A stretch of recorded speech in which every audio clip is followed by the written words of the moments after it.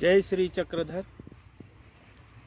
श्री गोपाल कृष्ण महाराज की जय।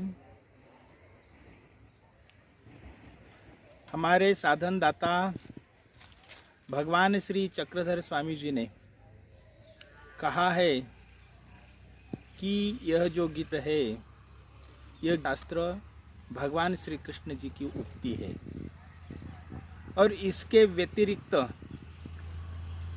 जो है वो व्यास महर्षि की उक्ति है।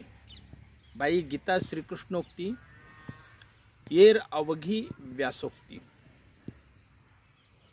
श्रीमद् भगवद गीता के 18 अध्याय है। यह कुरुक्षेत्र भूमि के ऊपर भगवान श्री कृष्णचंद्र जी ने अर्जुन जी को ये शास्त्र का निरूपण किया। महाभारत का युद्ध 18 दिन चला और कौरव और पांडवों की दोनों सेना मिलकर 18 अक्षौहिणी सैन्य ने इस युद्ध में हिस्सा लिया।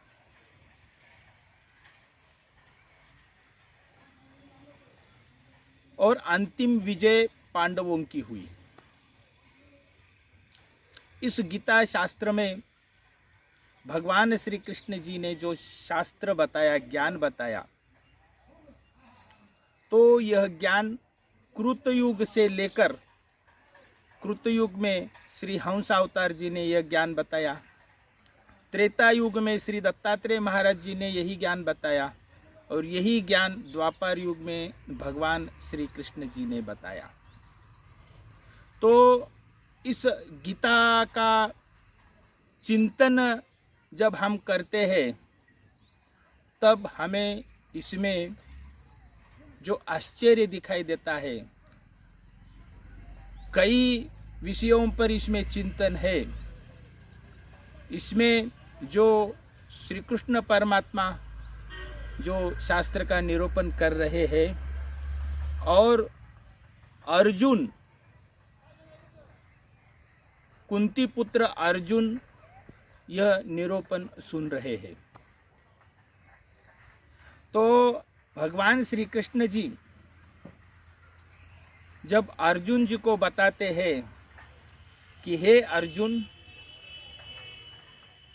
देव द्विज गुरु प्राज्ञ पूजनम शौचमार्जवम ब्रह्मचर्यम अहिंसाच शारीरम तप उच्यते। इस श्लोक में भगवान श्री कृष्ण जी द्विज इस शब्द का उल्लेख करते हैं। द्विज का अर्थ है जिसका 2 बार जन्म हुआ हो। 2 बार जिसका जन्म हुआ हो उसे द्विज कहते हैं। पक्षी जो होते हैं उनका 2 बार जन्म होता है। पहले वो अंडा देते हैं, ये पहला जन्म हुआ, और अंडा फूटकर उसमें से पंछी निकल आता है, वो दूसरा जन्म हुआ। साधु को भी द्विज कहते हैं। द्विज का मतलब दोबारा जन्म हुआ। तो जो संत होते, साधु होते हैं, वो प्राकृतिक शरीर के दृष्टि से उनका जन्म होता है, किसी कुल में, किसी माता पिता के यहाँ उनका जन्म होता है। जब वो उनकी आयु बढ़ती है वो गुरु के पास जाते हैं और गुरु उनको ज्ञान बताता है। तो ज्ञान बताता है तब उसके पहले का उनका जो जीवन है वो समाप्त हो जाता है और नया जीवन वहाँ से आरंभ होता है। गुरु को माता इसीलिए कहते हैं कि वो शिष्य को दोबारा जन्म देता है। द्विज शब्द का अर्थ है दोबारा जन्म देना। श्रीमद् भगवद गीता का अध्ययन करते समय हमें यहाँ 2 अर्जुन दिखाई देते हैं। पहला अर्जुन जो है वो कहता है कि कार्पण्य दोषो पहत स्वभाव पृच्छामि त्वां धर्म सम्मूढ़ चेता यच्छ्रेयसा निश्चितम ब्रूहि तन्मे शिष्यस्तेहम शाधि माम त्वाम प्रपन्नम। ये पहला अर्जुन जो है, ये अर्जुन अज्ञानता से भरा हुआ है। भगवान श्री कृष्णचंद्र जी के सामने युद्ध करने के लिए, युद्ध न करने के लिए वो कह रहा था कि मैं युद्ध नहीं करूँगा। तो वो अर्जुन जो है, वो उसका वहाँ तक जो जीवन है, तो उसने ये सब शास्त्र, अनेक शास्त्र पढ़े हुए हैं। कई ऋषि मुनियों के आश्रम में जाकर के उसने वहाँ का ज्ञान प्राप्त किया है। तपस्या करके कई अस्त्र शस्त्र उसने प्राप्त किए हैं। वो सब दुनिया देख रहा है। वो राजपुत्र है, राजपुरुष है, और राजपुरुष को न्याय, मीमांसा, राज्यशास्त्र, धर्मशास्त्र, नीतिशास्त्र, सब शास्त्रों का अध्ययन होता है। उसी प्रकार अर्जुन जी ने भी सब जितने भी शास्त्र उस समय विद्यमान थे, वो सब शास्त्र का उसने अध्ययन किया हुआ था। सब शास्त्र पढ़ा था उसने। अनेक मठ मंदिर आश्रमों में ऋषियों के सानिध्य में जाकर उसने अनेक प्रकार का ज्ञान अर्जित किया था। केवल उसको गीता का ज्ञान ही नहीं था। जब भगवान श्री कृष्ण जी के सामने है, वो अर्जुन ज्ञानी है, लेकिन उसको गीता का ज्ञान नहीं है। ये पहले वाला अर्जुन है। उसके मन में अनेक धारणाएं हैं, उसके मन में मोह है। ये मोहग्रस्त अर्जुन, ये अन्यथा ज्ञान से भरा हुआ अर्जुन भगवान श्री कृष्ण के सामने खड़ा है। और जब भगवान श्री कृष्ण जी उसे ज्ञान देते हैं, तो उसके अंदर का जो अज्ञान से भरा हुआ अर्जुन वो समाप्त हो जाता है, और वह दूसरा अर्जुन का जन्म होता है, और वह अर्जुन ज्ञान से परिपूर्ण है। गीता सुनने के पहले वाला अर्जुन और गीता ज्ञान सुनकर भगवान श्री कृष्णचंद्र जी के शरण में आने वाला अर्जुन, ये दो अर्जुन है, दो जन्म है। माता पिता हमारे शरीर को जन्म देते हैं, लेकिन जो हमारा ज्ञान का जो मस्तिष्क है, धारणाओं का जो क्षेत्र है, उसको जन्म देने का कार्य गुरु करते हैं। और भगवान श्री कृष्ण जी ने उस पहले वाले जो अनेक प्रकार की धारणाएं मन में धारण करके जो अर्जुन श्री कृष्ण भगवान के सामने खड़ा था, उस अर्जुन को समाप्त किया। और फिर वहाँ ज्ञानी, परमेश्वर को जानने वाला, जीव देवता प्रपंच, जीव देवता प्रपंच परमेश्वर, इन चार पदार्थों को ज्ञान दे करके ज्ञानी अर्जुन का वहाँ जन्म हुआ। तो दो अर्जुन है, गीता सुनने के पहले वाला एक अर्जुन और गीता सुनने के बाद का अर्जुन। वो दो अर्जुन है। द्विज, द्विज बोले तो दोबारा जन्म हुआ।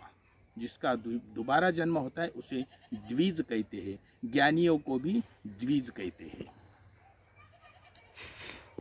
हमारे जय कृष्णी संप्रदाय में जब कोई गृहस्थी मनुष्य संन्यास लेने के लिए मार्ग में जाता है, तो वहाँ उसको संन्यास दीक्षा देते हैं, और संन्यास दीक्षा देने के बाद उसका नामकरण विधि होता है, और श्री गुरु उसे नाम देते हैं, और उस नाम से वो आगे का जीवन यापन करता है। जिस गुरु ने संन्यास दिया, उस कुल का नाम अपने नाम के आगे लगाता है। ये नामकरण, संन्यास लेने के बाद नामकरण विधि होता है संन्यास दीक्षा में, और नामकरण विधि होकर के पहले वाला जो गृहस्थ है वह समाप्त हो जाता है, और दूसरा जन्म होता है, इसलिए उसका नामकरण होता है। द्विज का अर्थ है जिसका पहले वाला जो जीवन है, वो जीवन अज्ञान रूपी जीवन समाप्त होकर के फिर दूसरा जीवन आरंभ होता है, उसे द्विज कहते हैं, जिसका दोबारा जन्म हुआ हो। तो दोबारा जन्म होना है तो पहले वाला जन्म समाप्त होने के बाद ही दूसरा जन्म होता है। दूसरा जन्म होने के लिए पहले जन्म का समाप्ति होना जरूरी है। शरीर तो वही रहता है, लेकिन जो उसमें परिवर्तन होता है तो पहले समाप्त हो जाता है, दूसरा आरंभ हो जाता है। परमेश्वर श्री कृष्ण परमात्मा ने अर्जुन को पहले अज्ञान रूपी अर्जुन को समाप्त किया और फिर दोबारा ज्ञानी अर्जुन वहाँ निर्माण किया, उसको जन्म दिया। वो द्विज दोबारा जन्म उनका हुआ है। संत महंत जो भी ज्ञानी होते हैं, आपके पास उनके पास जो भी कुछ गृहस्थी लोग जाते हैं, उनको ज्ञान दे करके उनका पूर्व जन्म उनका समाप्त कर देते हैं और उनको दूसरा जन्म देते हैं। तो साधु संतों को, गुरुजनों को माता कहते हैं, गुरु माता। इसीलिए साधु संतों के पास जाने के लिए हिम्मत चाहिए। मनुष्य को अपने जो धारणाएं है, जो विचार है, जो मत है, वो बहुत प्रिय होते हैं, बहुत प्रिय होते हैं। वो छोड़ने के लिए तैयार नहीं होता है। अगर किसी अज्ञानी को हमने कह दिया कि ये तुम्हारा जो अज्ञान है इसे छोड़ दो और ये हमारा ज्ञान धारण करो, तो वो युद्ध के लिए तैयार हो जाता है। वो कहता है कि मैंने बचपन से कुछ धारणाएं मेरे मन में है, ये क्यों छोड़ूं, ये मैं नहीं छोड़ता। और फिर गुरु उसको कहते हैं तुझे छोड़ना पड़ेगा, और वहाँ युद्ध हो जाता है। वहाँ बहुत बड़े युद्ध होता है और उसमें शिष्य को आखिर वो धारणाएं छोड़नी पड़ती है। जितना ज़्यादा अज्ञान उतने अपने विचार को पकड़ के बैठता है मनुष्य, विचार को छोड़ता नहीं है। तो इस समय गुरु कठोर शब्द का प्रयोग करके उसके अहंकार पर प्रहार करते हैं। अर्जुन भी अपने विचार छोड़ने के लिए तैयार नहीं था। वो तो कह रहा था कि गुरु न हत्वा ही महानुभावान, गुरु न हत्वा ही महानुभावान श्रेयो भुक्तम भैक्ष्यमपि ह लोके हत्वार्थ कामंस्तु गुरुन्य है वह भुंजीय भोगान रुधिर प्रदिग्धान। हे केशव, मेरे ये गुरुजनों को मार करके इस हस्तिनापुर का राज्य प्राप्त करने से अच्छा है कि मैं कहीं दूर जाकर के संन्यास लेकर के भिक्षा मांग करके मैं मेरा जीवन यापन करूं, ये मुझे अच्छा लग रहा है, मैं युद्ध नहीं करूंगा। वो भी अपना जो मोह है छोड़ने के लिए तैयार नहीं था। तो भगवान श्री कृष्ण जी ने कठोर से कठोर शब्दों में उसके ऊपर प्रहार किया। भगवान श्री कृष्ण जी कहते हैं क्लेब्यम मास्म गमः पार्थ नैतत्वयुपप्रदते शूद्रम हृदय दौर्बल्यम त्यक्तोत्तिष्ठ परंतप। हे अर्जुन, क्लेब्य, कोई भी मनुष्य इस शब्द का प्रहार सहन नहीं कर सकता। क्लेब्य यानी षंड, पुरुषार्थहीन। इतना कड़ा, इतना कठोर प्रहार भगवान श्री कृष्ण जी ने किया कि षंड के जैसे, क्लेब्य के जैसे मत बनो। एक क्षुद्र हृदय, दुर्बल हृदय का त्याग करो। क्लेब्यम मास्म गमः पार्थ, उठो, शस्त्र धारण करो और युद्ध करो। जब गुरु अपने शिष्य को कठोर से कठोर शब्द से प्रहार करता है तो उस शिष्य की मोह निद्रा भंग होती है और वो मोह निद्रा से बाहर आ जाता है। जिस प्रकार नारियल होता है और नारियल के अंदर जो होता है, नारियल को हमें फोड़ना पड़ता है, ऊपर का जो कवच तोड़ना पड़ता है। वो कवच जब हम प्रहार करके तोड़ते हैं तो अंदर का फल हमें खाने को मिलता है। इसी प्रकार अगर किसी को ज्ञान अवस्था प्राप्त करनी है तो कठोर से कठोर शब्द का प्रहार, तपस्या सहनी पड़ती है। तो जब शिष्य गुरु के पास आता है तो उसको मार ठोक करके, उसको प्रहार करके, शब्द के प्रहार करके गुरु उसके पूर्व स्थिति के जो अहंकार है उसको नष्ट कर देते हैं और अहंकार नष्ट होने के पश्चात उसे दोबारा जन्म देते हैं। तो उसे द्विज कहते हैं। देव द्विज गुरु प्राज्ञा पूजनम शौचमार्जवम ब्रह्मचर्यम अहिंसा च शारीरम तपोचिते। इस श्लोक में द्विज शब्द का भगवान श्री कृष्ण ने प्रयोग किया है। जब हम ज्ञान सुनने के लिए बैठते तो हमारा पूरा के पूरा अहंकार धीरे धीरे धीरे धीरे मोह नष्ट होते जाता है। और हमारा पूरा के पूरा अज्ञान रूपी मोह नष्ट हो करके हम खाली होते हैं। फिर उसमें परमेश्वर का ज्ञान का अमृत भरा जाता है और उसका नया जन्म का आरंभ होता है। श्रीमद् भगवद गीता में द्विज शब्द का जो प्रयोग किया है वो बहुत ही बड़ा महत्वपूर्ण है। जय श्री कृष्ण। सर्वज्ञ श्री चक्रधर स्वामी की जय।